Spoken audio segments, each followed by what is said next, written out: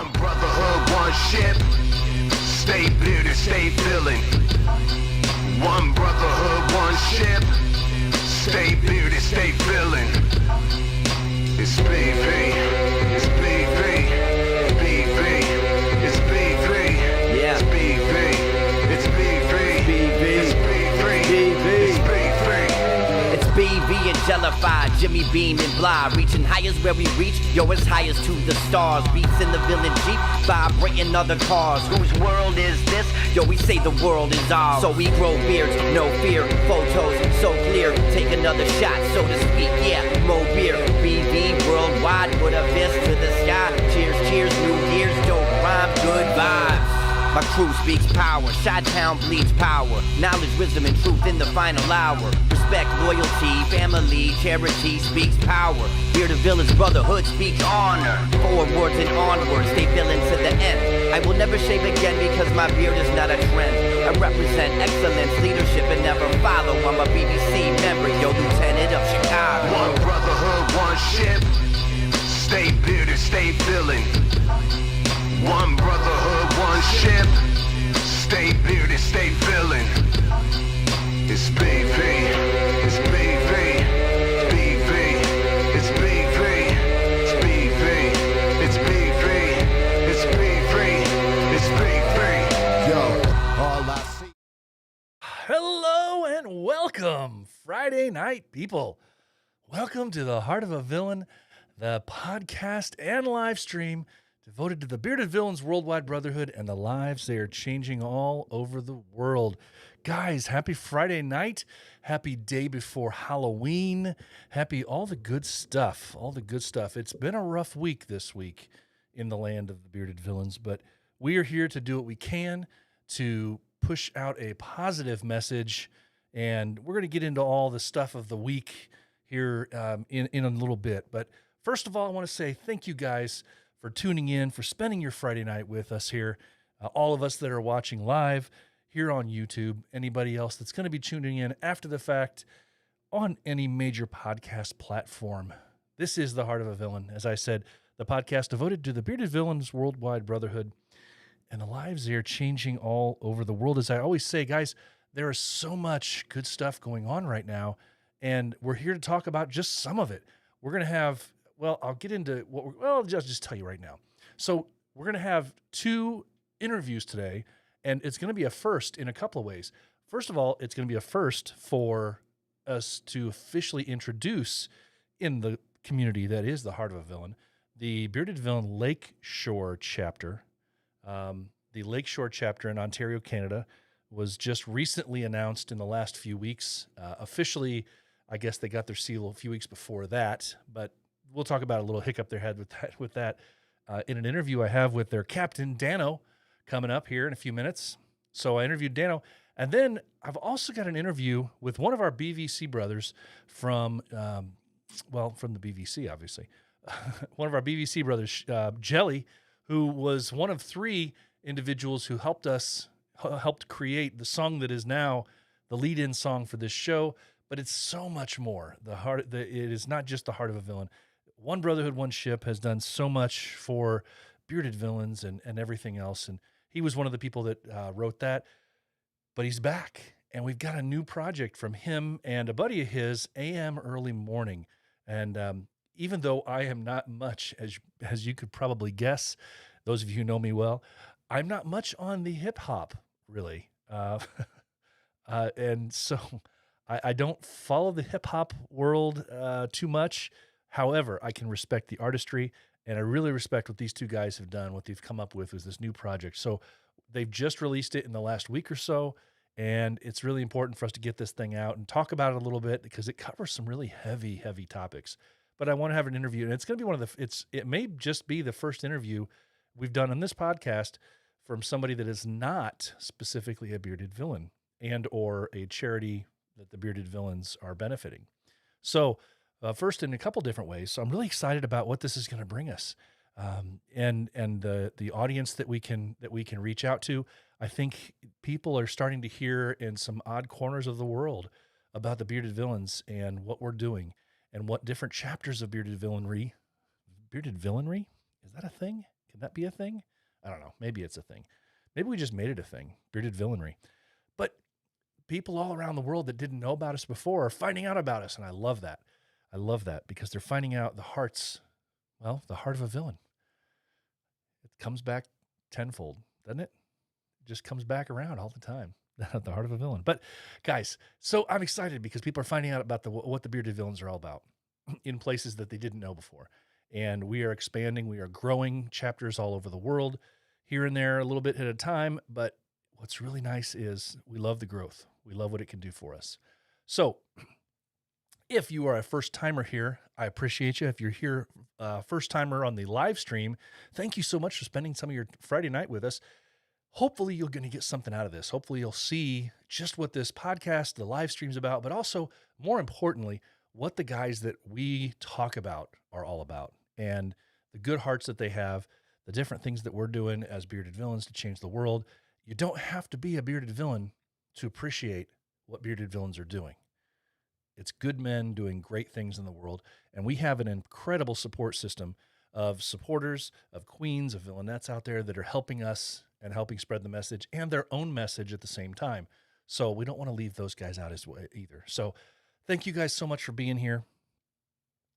I'm going to take a second and recognize those of you who are tuning in, at least on the live stream right now, and say hi to a few people. Of course, Rob is always the first person, it seems like, every day to pop in and say hi to us all. He's over in the UK. Mulligan's in the house. Mark, hello, how you doing? I've already talked to some of these people on the chat, of course.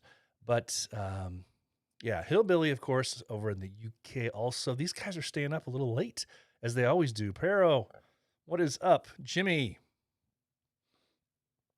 Dan, of course, is in the house. Great to see. Hopefully the interview will be everything you thought it would be.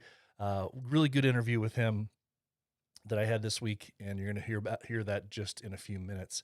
Ron in the house also. And then, of course, Jess. We couldn't have a live stream without Jess. It's great to see her out there from out in California.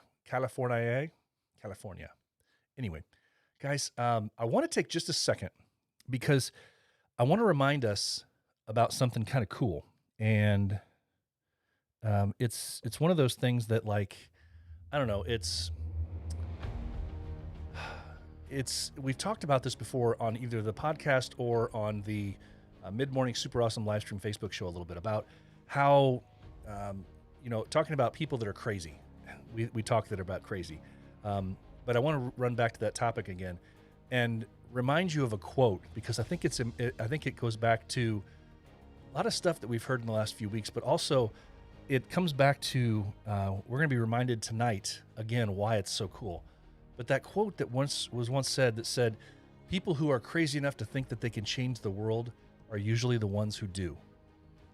People who think that they're crazy enough to change the world, who are crazy enough to think that they can change the world, are usually the ones that do. And guys, I think that that's so important because we've got growth. We've got chapters popping up. We've got new chapters coming around. We've got guys with new vigor. We've got guys with a renewed spirit for what bearded villains are that are going to do great things for us in the future.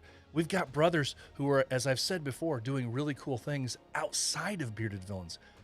We've talked about this. Not everything that we do, not everything that you guys do for charity, for other people, has to have the bearded villain tag on it.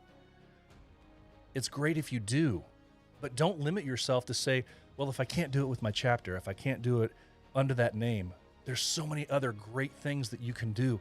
And we've had countless brothers on here that we've talked to, we've interviewed, you've heard interviews from, who have done some amazing things outside of the scope of the bearded villains.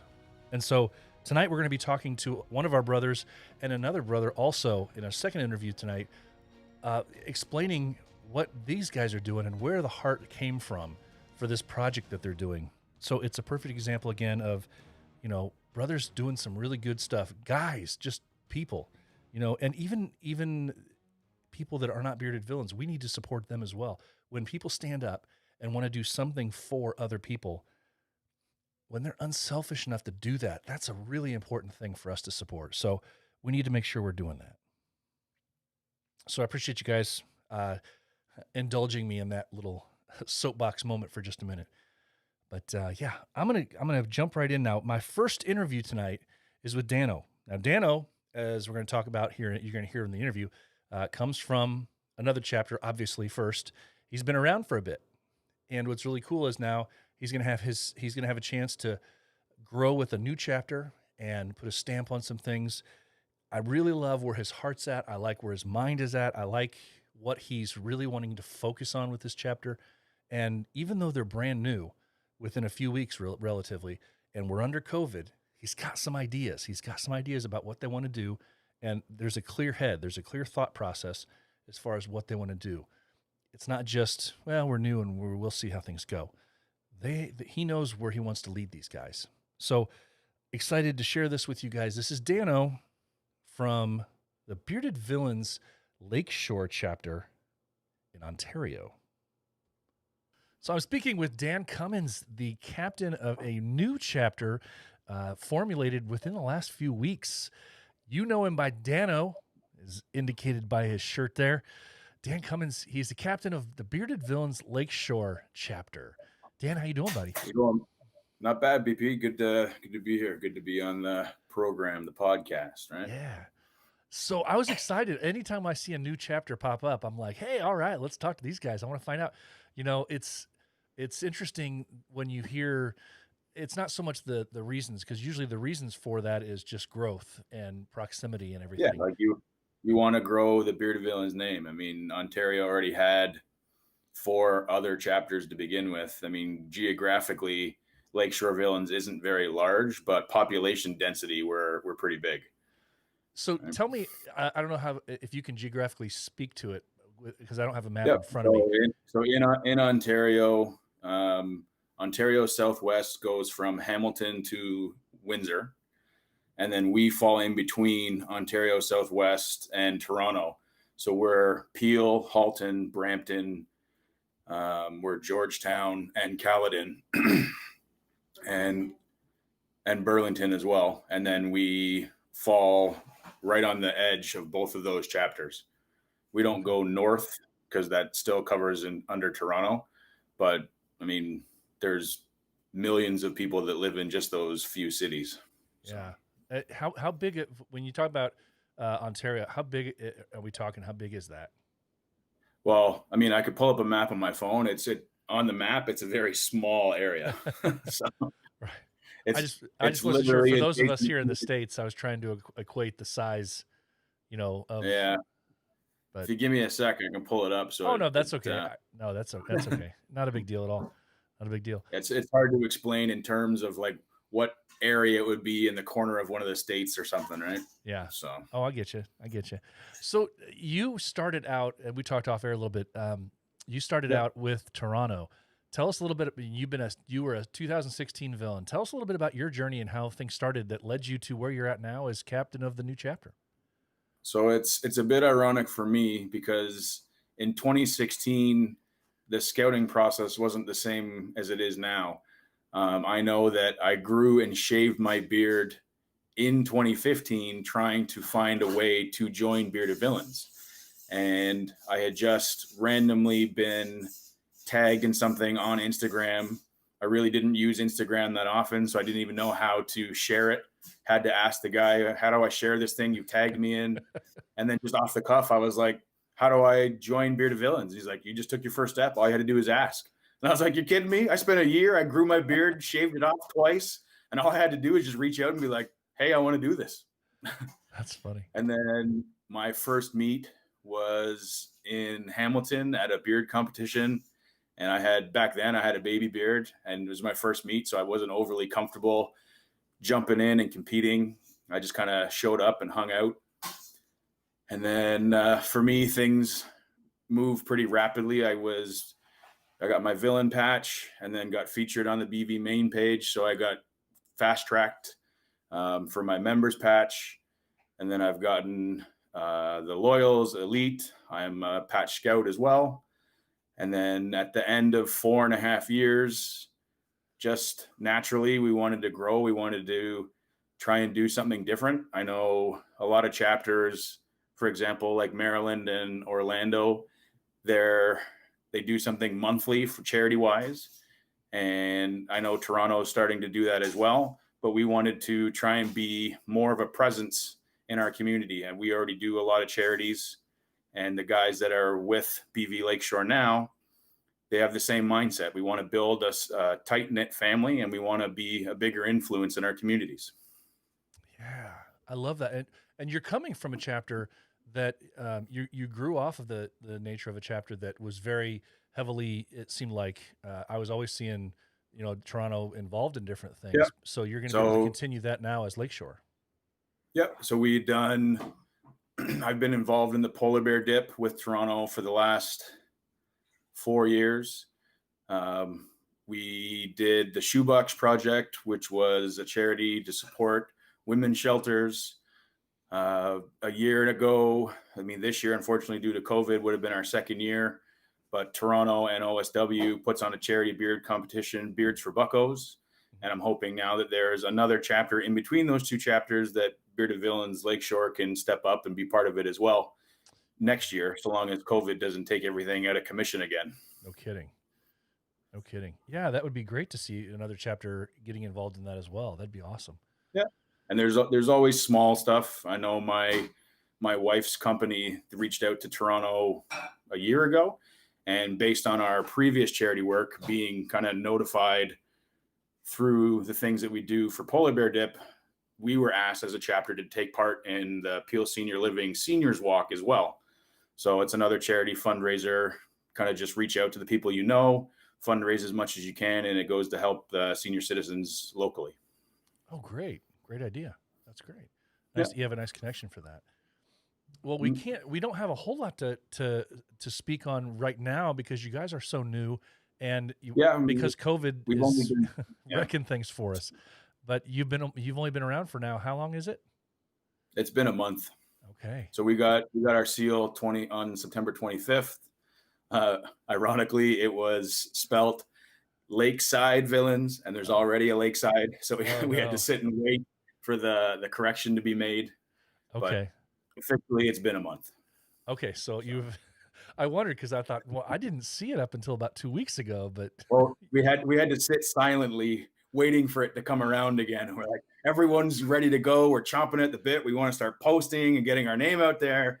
Yeah. Nope, can't do anything because it says Lakeside. The edit was wrong. Oh, that's terrible, man. Yeah. Oh, that's rough. That's rough. But especially when you have it, it's there. You're just like, oh, there's a typo. You're just sitting there taunting us the whole time. Want it? Can't have it. That's great. I mean, great in a great story way. Now that it's past you, it's a good story. But yeah, for sure. I've never even heard.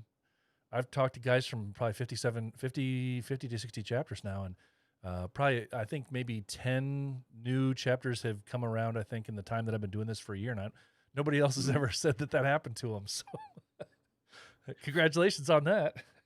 Thank you. I guess there's a first for everything, right? There is, absolutely. Well, so as we look forward, are there things that you can talk to right now that you're really kind of hoping to do? I know you said you wanted to be very active in the community. And I know with COVID the way it is right now, it is difficult to kind of say, these are the things we want to do, these are the things. But do you have any ideas in mind that kind of going forward, once we are released from COVID hell, that are things that you want your chapter to focus on? So we haven't yet decided which charity we're going to do, but we're going to follow suit of some of the other chapters where we're going to pick something local, and whether it's a food bank or a shelter that we can volunteer at. Now, granted, like you said, there's not much we can do as of physical in-appearance volunteering because of COVID. We're going to decide on what it is. Maybe it will change every 6 months so we can kind of share our fundraising ability or just our time, whatever it is we're going to do.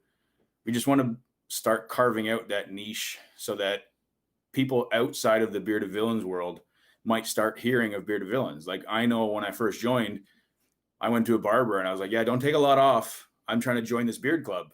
And I thought, hey, you know what? There's 165 chapters. There's 5,000 members. Who doesn't know about this? And it's surprising how many people don't know unless you're already part of the beard world community, right? Whether it's other chapters or whether it's like big, huge beard competitions, unless some of us are there, you don't really hear about it too much. So I think for us, that's one thing we want to focus on. I mean, not to sidestep a little bit, we really want to build a tight knit chapter where it's more of a family than the brotherhood. I mean, brotherhood might take second place to building a family. We want to have people, hey, come for a barbecue, bring your wife, bring your kids, bring your dog, anybody that wants to come. And we want everyone to feel comfortable. And then hopefully through that, we'll be able to have more people involved in the charity work, not just Bearded Villains. I mean, a lot of the guys who are part of the chapter, their wives aren't Bearded Villains queens, but they still want to be part of the charity aspect. So I know we'll continue on doing the shoebox project. We'll continue doing the Peel Senior Walk. We took part the last 2 years in the CIBC Run for the Cure. So we do really big national stuff as well as smaller, like within our own territory. Right? Yeah, I love that you're focused on, getting your name out there, right there where you're at locally, that you want to get a foothold in your area. Yeah, like it's an odd thing. It's like that weird double-edged sword that you're doing charity. And I know in the past I've heard people, well, I don't want to do charity because I don't want a pat on the back. And it's kind of a hard thing to wrap your mind around. You're not doing it to go, hey, good job, I'm fantastic. Right. You're doing it more so to promote the charity that you're fundraising for. You're trying to bring attention to them, less attention on you. And I mean, you're doing it, and the act of charity makes you feel good. Right. Right. Being able to affect change in some way. Right. But you're also drawing attention to that charity. Like I had never heard of Bucko until we did that charity. Right. I didn't know that it was a camp for children who are burn survivors. No clue. Yeah. That's a perfect example. I know Jay, the captain of Toronto, he had touched on that when you spoke to him. But I mean, that's the perfect thing. No clue what it was. And now we can bring attention to that. Exactly. And one of the other great things that I love so much, and I've tried to tell guys, and you're still going to have it. You're still going to have chapters and guys that are just like, I still don't want to promote what we're doing. I still don't want to, and I'm just like, but you don't understand how far reaching we can be, because as you said, there's that positive side of it too. But the other side of it is that other chapters around the world hear about what it is you're doing. And they're like, that's a really cool idea. I never thought about trying something like that. Maybe we can do something like that here locally. And it gets them, it gets that mind to think, hey, we can find something locally to do with it, and it's ripples all over the place.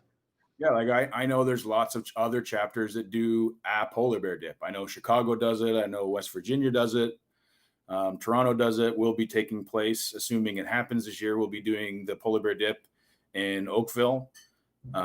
Maybe we'll even team up with Toronto if they want to do it. It depends on how they want to run things or how we want to run things.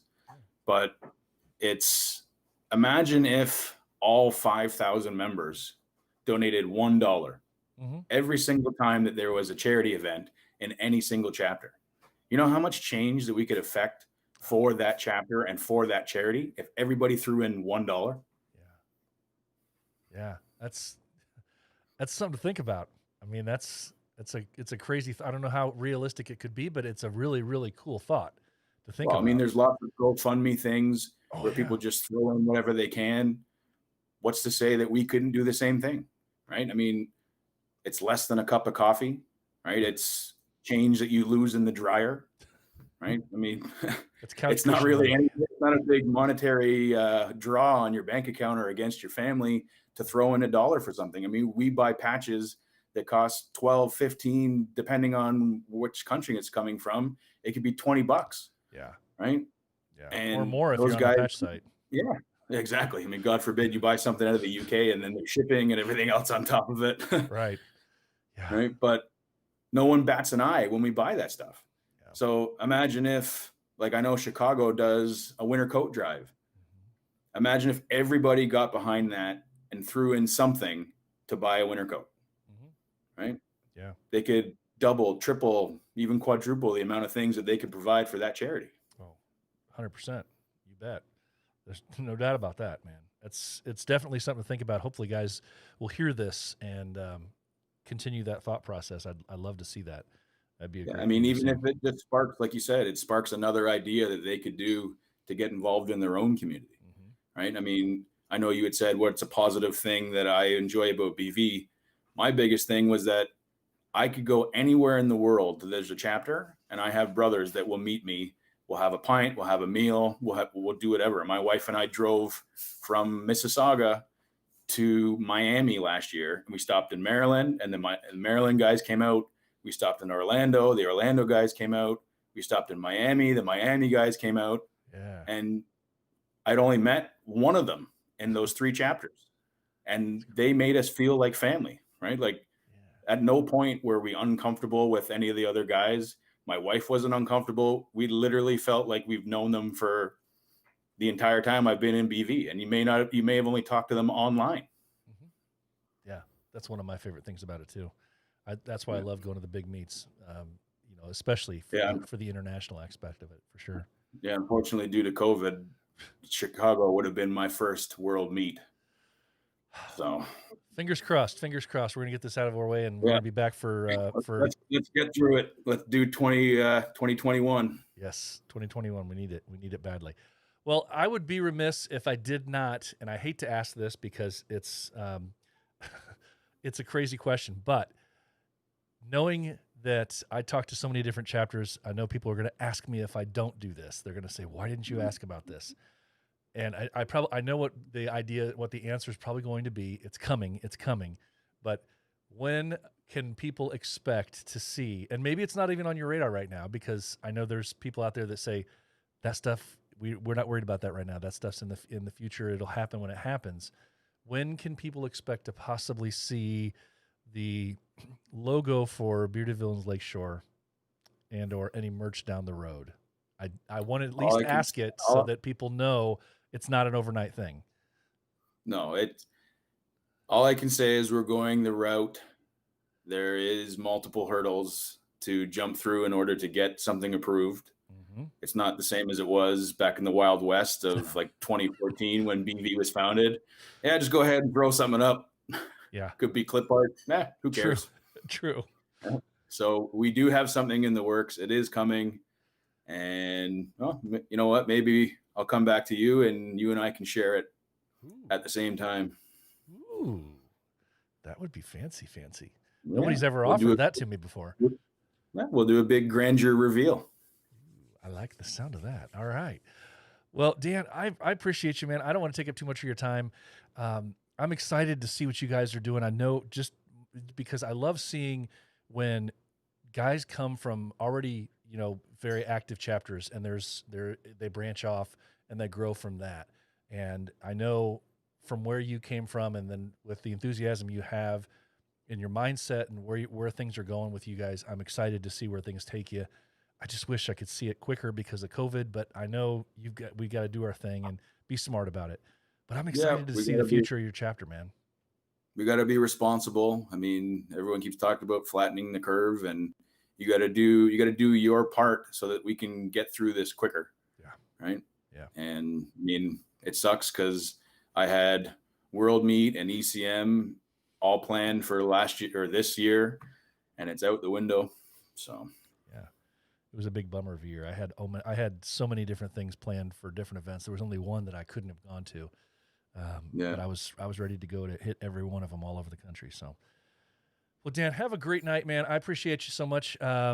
Just keep kicking ass up there, and look forward to seeing the future. For sure. Thank you for having me. All right. And expect big things from Bearded Villains Lakeshore. I'm excited, buddy. All right. Take care. Thanks so much for having some time with me.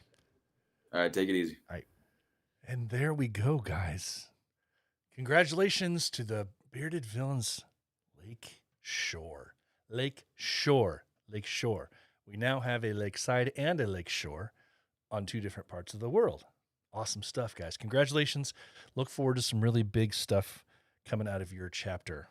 Thanks again for meeting with me and having some time to talk about the future of the chapter. And I look forward to being able to take you up on the offer, Dan, for the release. That'll be a first. We've never done a release here on the show, other than my own for the charity patch we did a couple months ago. So If you are looking for an all-natural beard oil that will not only tame your beard and coarse hairs, but make your beard soft and smell amazing, check out Pulpo Beard Oils. Veteran-owned and made for today's beards, Pulpo beard products combine the best beard ingredients on the market with incredible customer service to ensure your happiness. Whether you need beard wash, beard oil, beard balm, or some fun clothing, Pulpo is the place to go. Feel fresh, feel savage, feel confident with Pulpo Beard Oils. Go to Pulpo Beard Oils, that's Pulpo beardoils.com, and use the code The Heart of a Villain for a discount on your order. Okay, so guys, we're going to slide right in to our next interview segment, and this one's pretty interesting. It's going to be fun, and this is our brother from the BVC, Jelly, and a buddy of his who have written an album, an LP, based on what they see, what they know about their area, and half the proceeds are going to be going to charity. Check this interview out. This is something unique, guys, so stay around, check this out. I got a couple extra special guests this week here. We're doing something a little different here with our brother from the BVC, Jelly. But man, Jelly, BVC. Jelly is doing something. Jelly's working on a project. He got this project done with AM Early Morning, man. And this is an amazing project. I'm going to let these guys tell you all about it. But they've produced this new album. Half the proceeds are going to charity.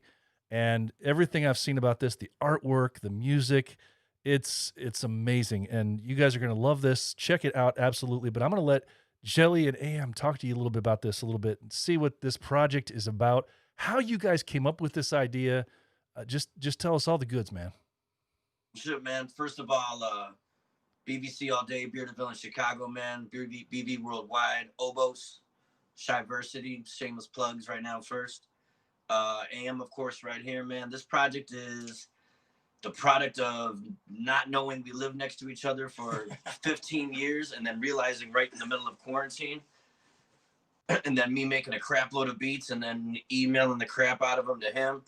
So, I mean, everyone knows the One Brotherhood, One Ship song. A lot of people don't know I made that beat. I also made that beat in probably 3.5 minutes, probably even quicker, because it's just a sample with the kicks and the snares. But obviously that attracted AM to figure out what was going on, man, because that video was huge. We were in LA. Dude, we were at the Aragon, bro. Yeah. Rolling Stones, like the Beatles, Jelly. Like what? Like that doesn't, like that's crazy.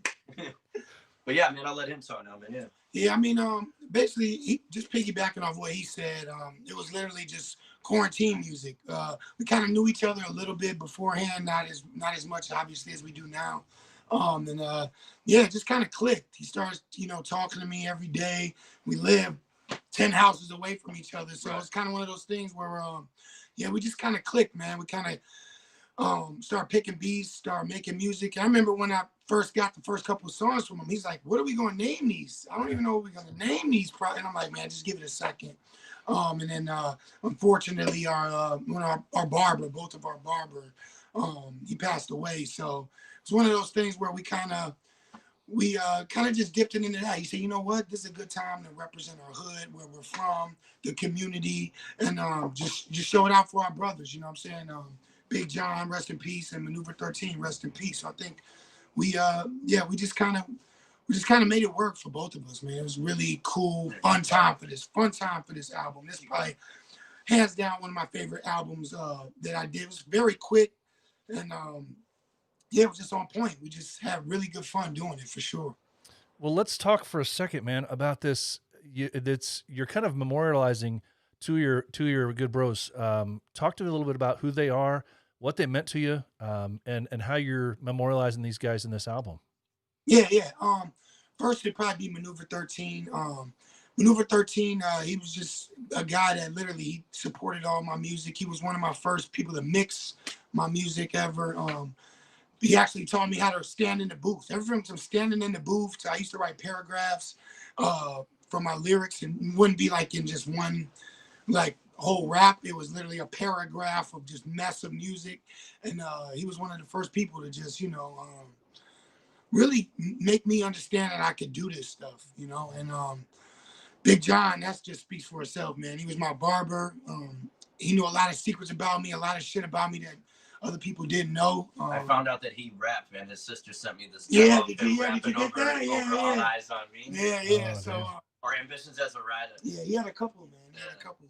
So yeah, that was the thing. Is just he supported my music from when I first started rapping, and he made me feel good about what I was doing, you know. And every single song that I had out, anything that I was doing, it was like he was doing it himself. He was like, man, bro, like, I love what you're doing, AM. Like, just keep going, man. He never ever once He's had probably any, one of the most positive dudes I've Yeah, ever met in my yeah. entire life. never had. He's one of those dudes, like, I would probably hit him up for a haircut and kind of be a jerk about it and be like, what time, man? I asked you like a week ago. And he'd be like, oh, my bad.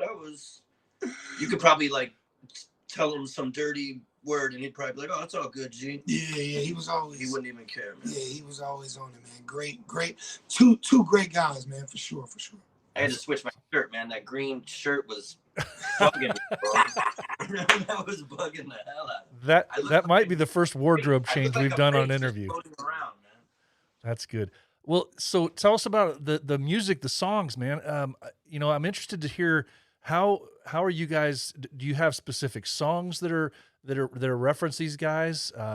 Is the music just specifically about them? Is it about other Bro, parts when of I heard Chicago? his music, it's a little different than what I'm used to. It's a little more rugged, as where mine was more like, as he would refer to as 90s, Yeah, that's like Tribe 90s. Called Quest. Yeah. I know you're not like, you don't speak perfect hip hop lingo, but this one's way more grittier.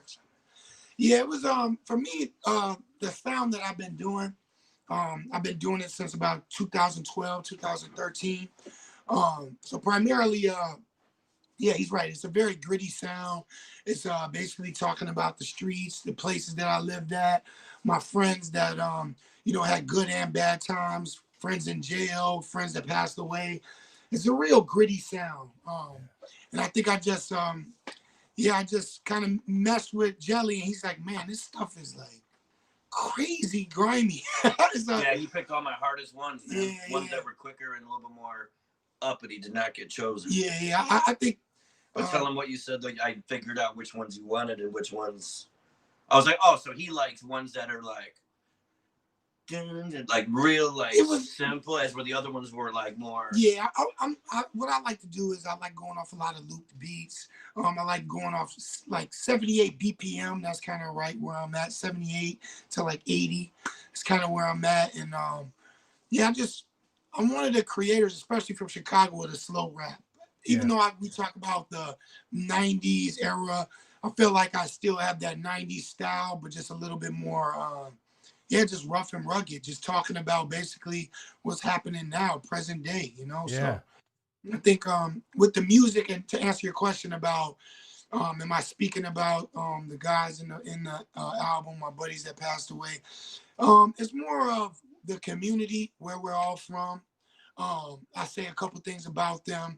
It's not pertaining to their actual names. It was more just things we all kind of live around, and the things that everybody would kind of know what's happening, what I'm talking about. Like, if you're from this area, Okay.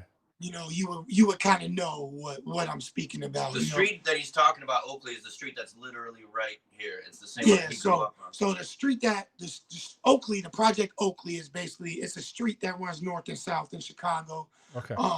And obviously with the gang violence, you know, all the rough shit that's happening in our community, I wanted people to show that even though we are from different areas, we're different from different communities. Oakley runs north and south. It runs past every community, every hood, everywhere is the city of Chicago. So I just wanted it to be one of those things where, sure, you could be from Pilsen. Sure, you could be from Lincoln Park. You'd be from wherever. But Oakley still, in some way, shape, or form, runs through where you live at, where I live at, especially in the Chicago community. So I just wanted that to be known as one of the big things for me and Jelly. Like, he's lived in this area for 19, 20 years. I've lived in this area. I'm 33. I lived in this area my whole life. So I just kind of wanted it to touch that base in a sense of, yeah, this is Oakley, my hood, but this same exact spot runs through your hood as well. So kind of wanted to make it one as a whole, you know, whole community of Chicago. I love that. That's the artistic part of the process, man. You're able to say this is my hood, but it's also I'm as white gets. So when I I was start just talking saying, about man, you say hood, was when I right. say Hey, hood, it's all good. it's funny to me. But I mean, it's you're saying to people that it doesn't matter where you're at. This road could be your road, my road. It doesn't matter because we've all lived Right. it. I Right. like that. It joins us all together. No matter where you're from in Chicago, I could guarantee you've passed Oakley Block. You know what I'm saying? And not even on my street, but in somebody else's hood, someone else's area. At some point you've crossed Oakley Block for sure. Yeah, I felt like I was doing a Fresh Prince of Bel-Air interpretation there for a second when he does the, well, brother, what is up with you and your hood, and tell me about your hood, and Right. it's so far over my head in that regard, man. But like I all said, good, though. I appreciate the artistry that it takes to do what you're doing. I thank you. Thank you That's for that. amazing. So what is if you were to pick one out, do you have a favorite song out of your out of the album? I'll go first. Go ahead. There's one. Just got a particular line that I love, man, and it's Roman's obvious one, but Why Pop and Nipsey. It's just this beat that my favorite one, man. I was real proud of it because the way I just constructed the drum rolls and the hats and the bass and everything came off like perfectly, man. So I'm gonna go with that one, Why Pop and Nipsey, and then the rest are all fucking bangers, though, man. I didn't want to swear during this, but I just did. I would probably say I like all of them, to be honest. But if I had to pick one, and I wouldn't even say it's my favorite per se, I would just say I love it because of the time. It would be Another Day Being Black. That would probably be That one of tends the to be big other ones. people's favorites. Yeah, that would probably be one of the big ones because it's just talking about what's happening now, today. Yeah. You know what I mean? It's talking about the present times and Black and Hispanics kind of just being mistreated. And again, like me, I'm Black, Hispanic, and I'm German as well. So I kind of I didn't know that the last time we talked. yeah, I kind of get all aspects of life. Black people not telling me I'm not Black, Mexicans tell me I'm not Mexican, white people telling me I'm not white. So I just kind of really understood the ignorance of all sides. You know what I mean? So I kind of made that track going off that basically, like, Another Day Being Black, man, is situations that Black, Hispanic, people of color are really feeling that pain right now. So I had to put that one out there to kind of show people what was going on, just on paper or, on musically. Yeah, you definitely delve into some deep stuff with this from what I've seen and heard from it so far. But that's, that's the stuff that brings up conversation. That's the stuff that makes people think, it makes people talk. And so that's what I think is such a great thing about the timing of this and the way that you guys put this out. It may not be, something that is on my constant playlist for me to listen to, but it's something that I can listen to not only just for the artistry of it, but it wakes other people up that may not listen to this stuff on a regular basis and makes them think for a second. You may not see it this way, but other people are seeing it this way. People that live it see it this way. And it's not just one person that's seeing it this way. So it makes people think, it makes people talk. And that's, if there's nothing else, that's the best thing you can say for music. You hit it on the head right there. You hit it perfectly, bro. I mean, that's just it. I mean, Another Day Being Black was the first song that me and Jelly ever even did. And I remember being in his living room here, and he was like, let's make the hook right now. Do the hook. I was like, this struggle gotta hustle. I'm gonna make it double. Yeah, I'm gonna make it double. I literally hear songs and I say, okay, what could we make that's gonna sound cool? What could we make that's gonna trigger people off? What could we make that people are gonna understand from their perspective? And just it goes piggyback off what you're saying. Like, you may not be the biggest hip hop fan. You may not ever heard hip hop at all. But I think if you hear these songs, it's gonna make you understand that hey, what they're talking about is really happening in today's society. Like the timing of that song was crazy with George Floyd and just the utter lack of civil rights happening in the United States, in the world, really. Yeah. That time came pretty crazy. Yeah. I mean, I think making music like that, especially where I'm from, and like I said, I'm not the hardest dude. I'm not the toughest guy, you know what I mean? But I seen guys that were tough. I seen my good friends go to jail. I seen my good friends pass away, you know. So I think with that being said, I really had to bring a perspective of what's happening in not only my community, but like we said, around the world, country and the country, world. you know what I mean? Yeah, absolutely. Well, and to your point, it doesn't matter. You don't have to be the hardest person around. You just have to have lived it. You have to live the life. Correct. And see it and be able, and it's not something that everybody has the ability to break it down and talk about. Right. And what I've noticed, especially right now in this time, is that it's not something there's kind of an art form to being able to bring it up and talk about it in a way that you can bring it up as a topic to talk about rather than bringing all the emotion into it so nobody can hear you. Right. To find a way to do it and not bring the hate part of it in. Correct. That's an art form. That's 100%. I mean, and the thing about Jelly's beats is they make me express certain things in my raps that a lot of other producers, it's hard for me to do. And I think it was just a quick. I learned to stop process. being so music-y all the time, and by that I mean like more notes. And what if I did like another loop here? And what if I did like this ends right here? He would always just be like, bro, play the beat. And I'll be like, and then do like a drum roll here, and then it breaks down. No, just play that sucker, let it ride, and then the rapper will do the rest. So lately, other people are like, man, you don't do the beats the way you do. They're like doper. And I'm like, what's funny is the joke's on you. I've actually done less work. Yeah. So when I'm about to go crazy and put more crap on the beat, I just made one last night. And I was like, man, I should do this part. And I played it, and I'm like, man, that's cool, but it'd be doper if I just let that sucker go, and then whoever wants to rap on it, you take it from here. I alley-oop it, you dunk it. Right. Yeah. I mean, and that was that. We're like Stockton and Malone. Right. Yeah. Well, it's kind of like that was one of the things with Jelly. A lot of producers can't do that. I was pushing them and saying, nah, man, do this. If I would have told half of these producers, nah, man, do this, they'd have looked at me and be like, man, go home. I ain't even want to do a project with you. And that's something that I respect from Jelly a lot. The same way since 1998. I think it's time for a change. Nah,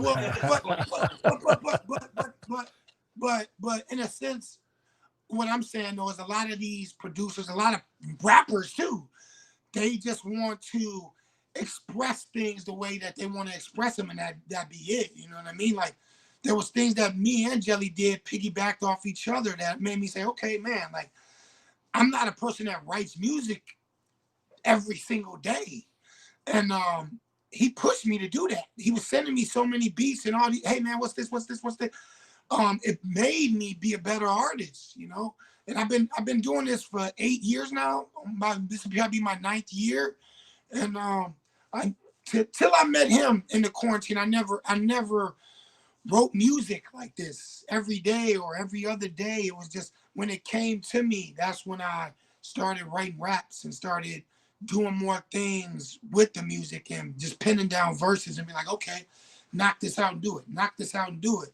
And it was fairly quick. I mean, there was a little bit of a kind of dip where I did Another Day Being Black, and it maybe took me about 3 weeks to where I was just writing the music, and he was like, okay, are we gonna do an album? And I'm like, yeah, man, just give me some time. And literally, as a producer, you make the beat, then you expect someone to just have a song like by the end of the night. I gotta remember that. Right. I mean, and it's 6 songs. He did I sent him Another Day Being Black immediately, like literally immediately within 5 days of actually getting the beats. And then after that, it took me about 2 weeks, and I literally lasered. I went in and lasered five songs in like 2 hours? Maybe less.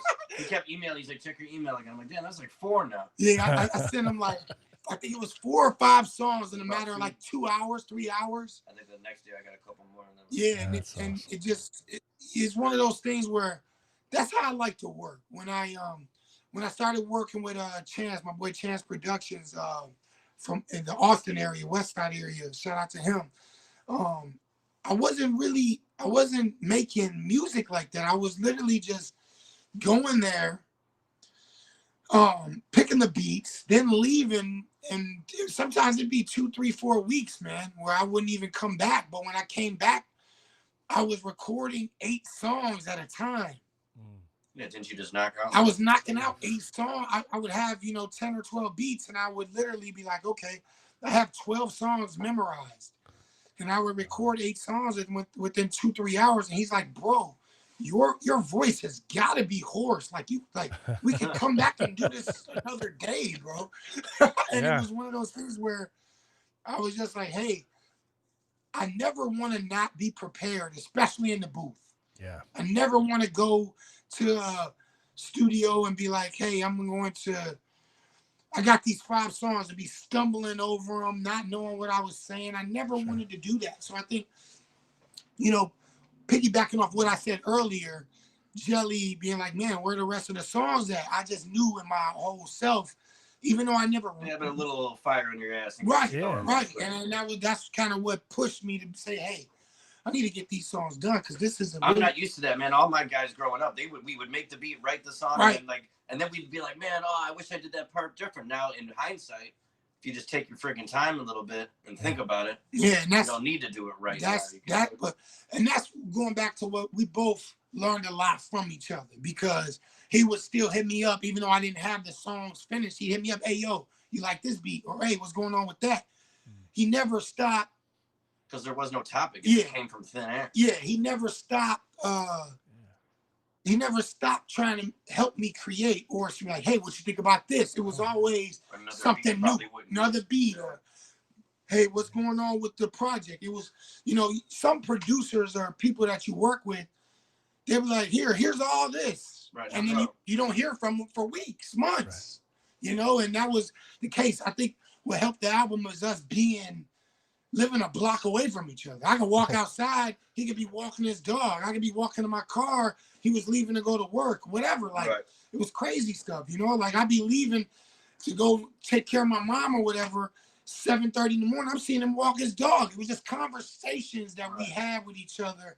Yeah, that makes things go quicker. I'm not comparing myself to Dilla, but Jay Dilla he wouldn't send people a beat. You had to come to his house, walk down into the basement. The beat's probably not even made yet. You sit there with him as he makes it.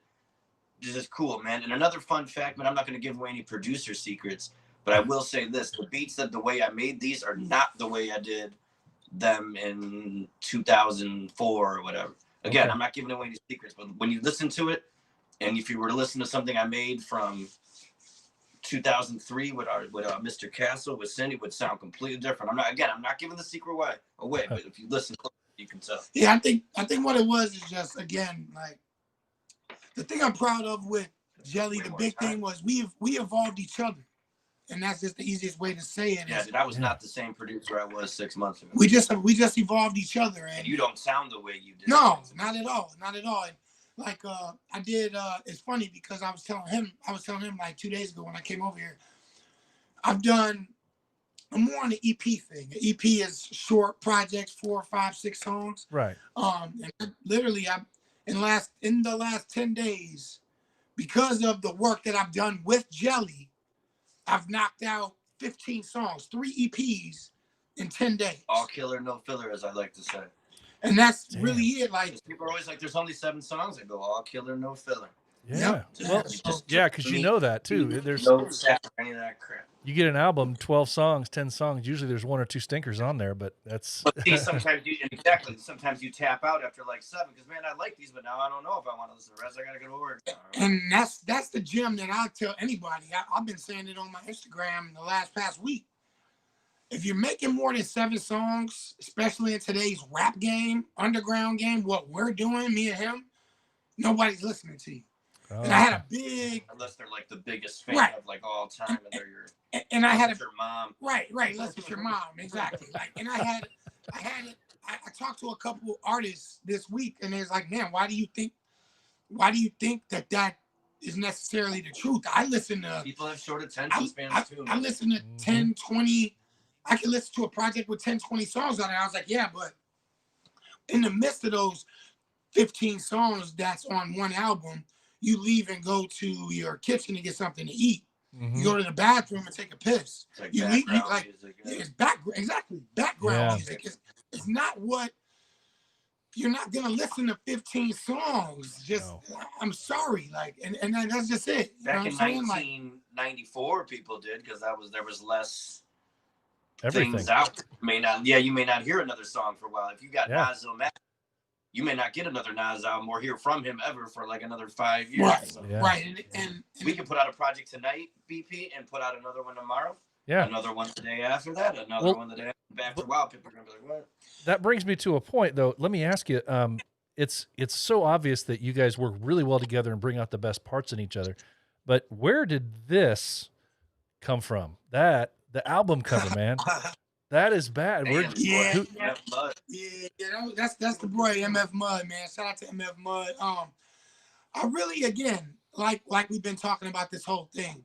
BP, I'm so proud of you. That's so cool that the picture popped up. Yeah, he that went is from player, that, man. He went from just a microphone. Now he's got pictures. That is player, bro, for real. To answer that question, man, what it was like we've been talking about here this whole time. I wanted to make something that people were going to be able to look at, and whether you are with the movement, whether you're not with the movement, whether you're on the left side, whether you're on the right side, I wanted to make something that people would say, that's an interesting piece to look at. That's something that people judge books by their covers. People judge albums, but look, now he's floating it. But no, for real, if I buy a vinyl, which I sample my stuff from, if that album covers, that album probably is great, and I don't even know it. But if there's not like a girl on the cover or like some psychedelic colors or looks like what we're looking at right now. By the way, that's Big John Maneuver right there. Yeah, rest in peace to both. Yeah. Yeah, so Yeah, I just all in all, that was what I was going for, to just make both pieces, the front and back cover art, make them so that not only is it recognizable, but it creates a controversy. And it's almost an art piece. Everything I'm doing is art. It's both art. had epic beards. BP dude on the left, Big John. He was such an honorable dude. He's more bearded villains than some bearded villains, and here's why. I would always ask him to be in it, and he would always say, like, man, I'm a barber. I work all the time. I can't make it to this. Do you realize how much? God, I don't want to keep swearing. Do you realize how much guts that takes to be? Because usually people be like, yeah, I want to join. I want to be a part of it, and then not do anything. And waste your time. He was so respectable that he would say, I'm not even going to do that to you and your crew, man. I'm not even worthy of wasting your guys' time. Yeah, he's jealous of us. Yeah, absolutely. Well, before I forget to ask you, we've been talking about this album, and I love it. I love the fact that it's art from front to back. You got the covers, you got the back cover, you got the music in between, man. But that's all AM right there, man. I was just making music for funsies and stuff. Now it's for real. But yeah, it is, and it's gonna go. And yes, it's gonna go. But remind us where, because I know it's limited specifically as far as where you can go to get it. So let's tell everybody how we can get this thing. Yeah, so the charity specifically, we giving 50% away, and basically what we're doing is we're doing a homeless outreach. 50% is going to a homeless outreach, and it's also going to a Stop the Violence organization. We have not picked the organizations yet. They will be coming soon. And it's basically what we wanted to do was we wanted to make it so that we, again, could give it back to the community and show this isn't just about me making money. This isn't about me and Jelly making money. This isn't about us making music and being cool. It's really something that I just wanted to give back to the people. If I told some of these people what I spent on this promotion, of what me and him spent on this promotion, they would be like, why are you guys giving back half of that? That's why. And that's exactly the reason why we are doing it. It's because I want to show that someone's got to do it. Yeah, this is not about making money for me. This is about the art and the music, and the art is there. The money will come. Mhm. Like it will be there when I need it. It's the point of I wanted to do this for my community, the Oakley community, the people around me that's passed away, the people around me that's in jail, the people that's been wrongly accused, the people that's been wrongly looked at in life, their whole life. This is what I think I did it for, and what me and Jelly agreed on. There's an interlude on the project that sums it all up, man. It's just this Latino dude just totally getting profiled. He's probably, it's an old sample, but I mean, it sums it up a lot, man. Yeah, I mean, I think that was the biggest thing. So we wanted to give back to the community, give back to Chicago, and just make it a real thing. You know, a lot of these artists, especially in our lane, they're wearing chains, they're wearing nice clothes, they're wearing all this, and they cannot give back. Right. They cannot talk about what they're doing for everyone else. It's just got to be all about them. Yeah. And I wanted to steer clear from that completely. And I think that's one thing me and Jelly immediately was like, you know, Bearded Villain gives back to so many communities, so many charities, so many homeless coat drives and all this. I mean, it's crazy what they do for the community in Chicago. And I wanted to have Oakley represented that. And I think that's something that me and Jelly did, point blank period. Yeah. Well, and you know, and I'll say this lastly, that from my perspective, somebody on the outside looking in, I think one of the most memorable parts about this project that you guys have done, like I said, from the outside looking in, is that anybody can shout from the rooftops about the things that you're talking about in this album. Absolutely. Anybody can raise a stink about something, shout whatever they want to say, go on social media, yell, scream, and talk about it. But you found a way to talk about something that's important, that's relevant, and that's timeless, that needs to be remembered. And you found a way to do it in an artistic way. You found a way to do it in an artistic way that won't be forgotten. We're going to, 10 years from now, we're not going to remember these people standing on the corner yelling and screaming. 85, I'm about to die, and I'm going to play this right before I die. Well, we're not going to remember the people that are standing on the curb on the side of the road right now, yelling, screaming, holding up signs. We're going to remember the stuff like this that lasts on and talks about that same thing. So, congratulations to you guys, absolutely, for doing something that's worthy, that's timeless, that's epic for the time, especially what's going on right now. Thank you for letting us do this, man. I really appreciate you, my man, for real. Absolutely. Thank you. Absolutely. We'll do another one. We're going to drop another one probably within a year, man. We'll be back on a year. It'll be way quicker than a year, bro. It's going to have to be a triple EP at that point. Yes, sir. All right. Well, guys, I appreciate it, man. I'm going to do what I can to help promote for you, and just keep doing what you're doing, man. Thanks, like I said, I use my phone in this interview. That's another story that he doesn't know. He'll tell me about that one. We'll talk about that later. We'll talk about that another time. All right, guys. Have a great night and keep doing what you're doing, man. Dude, awesome. Thank you. All right. All right, guys. That was a long interview, but I think it was really great, talking about some really important stuff. And I love the fact that I was able to interview and talk about something that's not 100% specific to Bearded Villains. So check them out. You can check out that album at amearlymorning.com. amearlymorning.com, guys, is where you can check it out. It's also out there, as I've been told now, on all sorts of social media platforms, all sorts of streaming services. There it is right there. Check it out. It's called Oakley, and it looks to be a really good thing. It's being really well received within the hip-hop community, but I think even above and beyond that, outside of that right now, with people that are just into music and into timely music and stuff like that. So congratulations, you guys, so much. Good to see that stuff.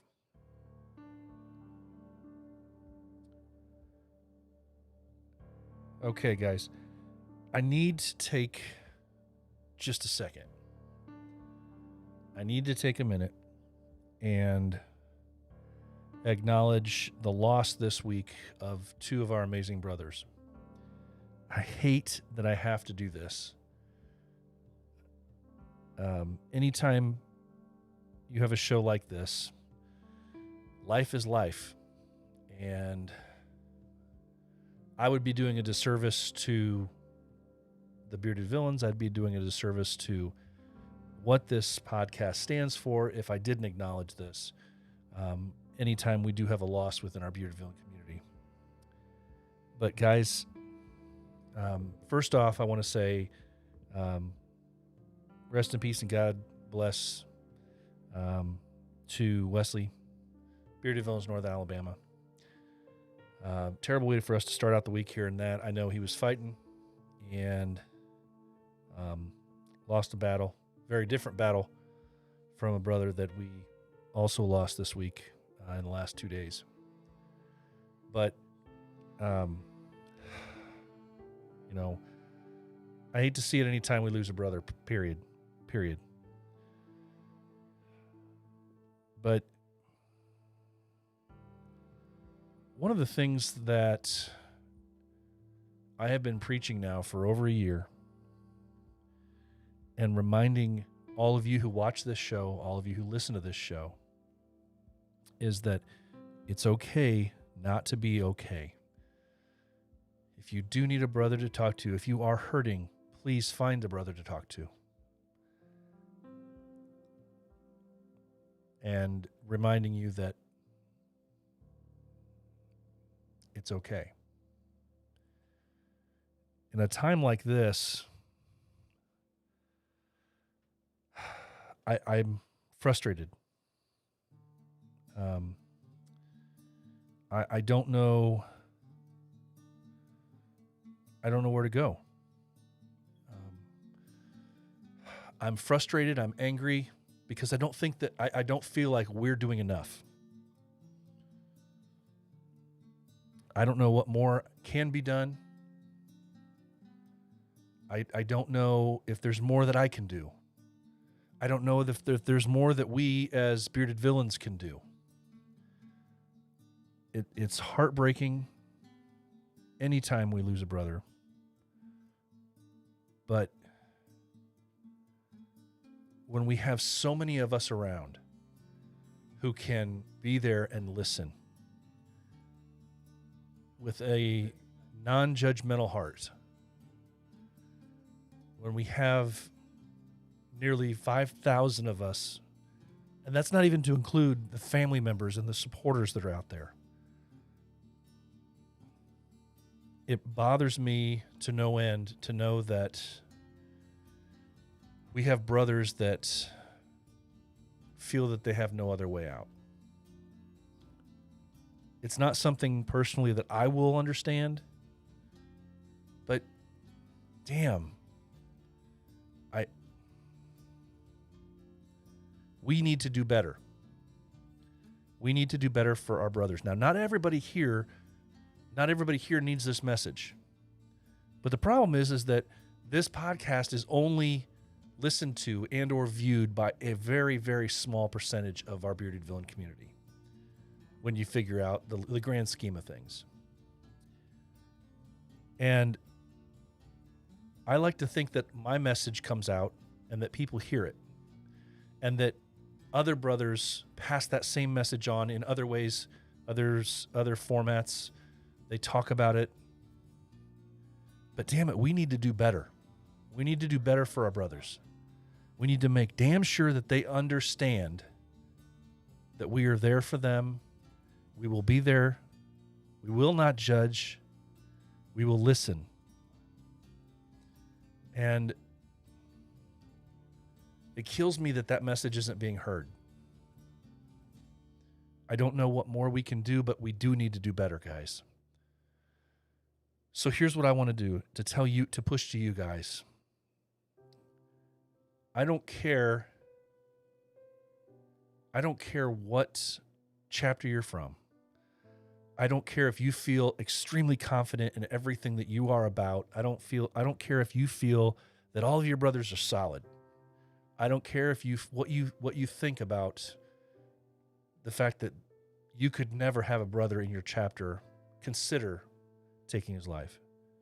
But guaranteed somebody in your chapter has thought about it. Guaranteed somebody in your chapter has probably tried it.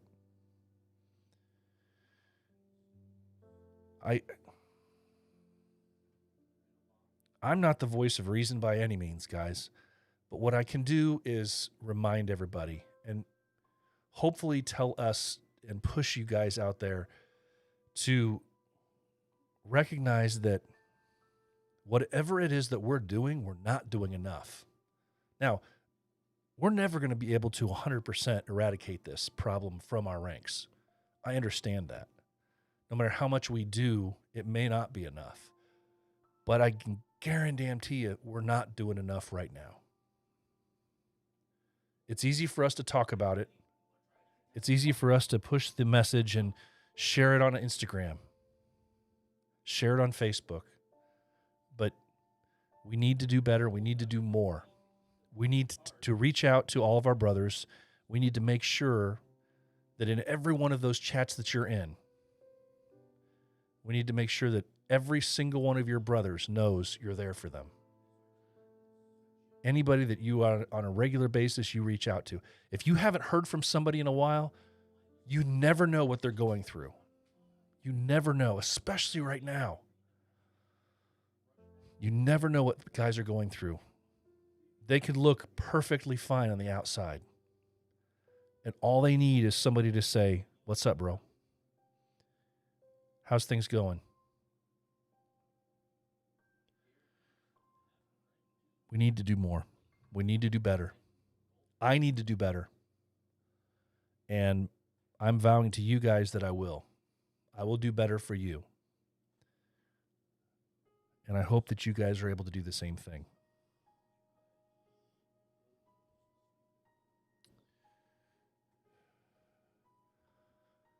Thinking about the families of Wesley and Mayday right now. Thinking about their loved ones.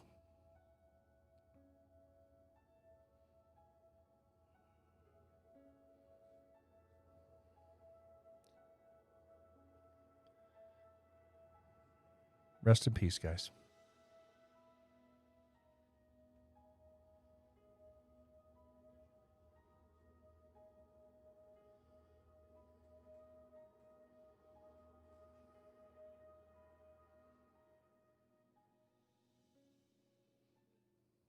Okay.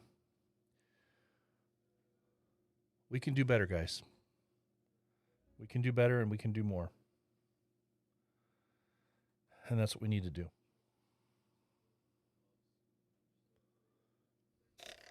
All right. Well, guys, we've just about come to the end here. I want to talk for a second, give you guys a rundown of some of the calendar events that we have. Now, we've talked before that even though we cannot always go to every event we want to right now, we can still reach out to our brothers that are raising money and doing events, raising clothing, doing whatever it is, raising toys for tots, different things. Reach out to anybody that's local to you and maybe even see if your chapter can come up with a group donation of some sort to send their way. If your local chapter is not currently doing something between now and the end of the year, reach out to one of these chapters that are doing something right now and see if you can help them out. That would be an awesome way to extend this brotherhood. So reaching out here, November 7th, guys, the First Coast Villains in Jacksonville have a walk for Purple Stride, raising funds and awareness for pancreatic cancer. If you can help out in any small way, reach out to the guys with the First Coast Villains. Any one of those brothers in Jacksonville, they have the links on their IG page, and it's probably on the First Coast Villain IG page as well. For pancreatic cancer, they're doing a walk for Purple Stride, raising money. Send it their way if you've got some, guys. Friday, November 13th. That's my birthday. Don't forget that. Friday, November 13th. And you know what's funny? I'll be here live. We'll be doing the show. Phoenix Bearded Villains have All Villains Eve. Phoenix Bearded Villains have All Villains Eve. It's a charity pro wrestling show. How fun is that, guys? How fun is that? A charity pro wrestling show benefiting Phoenix Children's Hospital Toy Drive. So hit up the Bearded Villains. If you're not anywhere near Phoenix, see what you can do. Reach out to those guys, see what they need to help out. Charity pro wrestling. I want to see some pictures from that. That'll be fun. November 13th. Then the next day, November 14th, the Bearded Villains New York Upstate chapter has their polar plunge. I know a lot of chapters have their polar plunge in the spring when it's still cold. They're doing it at the end of the year. New York Upstate Polar Plunge benefiting Special Olympics of New York. Guys, if you can donate a little bit, pocket change, some of that. You heard Dano talk about it. If everybody can just donate $1, just, couch money, whatever you got. Reach out to those boys in upstate New York. Special Olympics New York, guys. Saturday, November 14th, they're doing their polar plunge. Let's support them. Also, December 12th, the Bearded Villains of Indiana is helping out with Twisted Foundation with a toy drive benefiting Alternatives Local Domestic Violence Agency. Alternatives Local Domestic Violence Agency. It's from 12 to 4 at Fortune Academy, 5626 Lawton Loop East Drive in Indianapolis. Doing another toy drive, guys. If you're anywhere near Indianapolis, if you're not doing a toy drive of your own, hit up the Bearded Villains of Indiana. See if you can help out any way, shape, or form with their toy drive. I know there's also one in Ohio, I believe, that same day. Don't have the details on that right now, but we're going to try and get that information to you so you can help out if you want to for the Ohio one that they have as well that same day. Okay, guys, just a quick reminder, you can still buy shirts, patches, pins, the poker chips, all the fun stuff over at theheartofavillain.simplecast.com. If you go over there, theheartofavillain.simplecast.com is where you're going to find all that stuff. There's a shop on there for the merch. The t-shirts are pre-order. You'll get them in a few weeks. Once they come in, I ship them right out to you. Then, like I said, all the good stuff, the shirts, patches, pins. You'll also, on that same site, theheartofavillain.simplecast.com, you'll find all previous 54 podcast episodes in audio form to listen to at your heart's content. Whenever you're just sitting around doing dishes, mowing the yard, well, coming up on this time of year, snow blowing the driveway, I don't care. You'll find some time to listen to them all if you haven't. So check it out, guys. All right. We know what this song is. That means it's time, guys. That's going to wrap up episode 55. 55 of The Heart of a Villain. Guys, remember, I want to challenge you to be the villain that the world needs you to be. Be the villain that the world needs you to be. Because the heart of a villain never stops beating. Finally, guys, as I always beg you and I always say, remember, it's okay not to be okay. Please, if you are hurting, find a brother to talk to. Remember, it's okay not to be okay. So for now, have a great weekend. Enjoy the week ahead, guys. Take care and stay safe.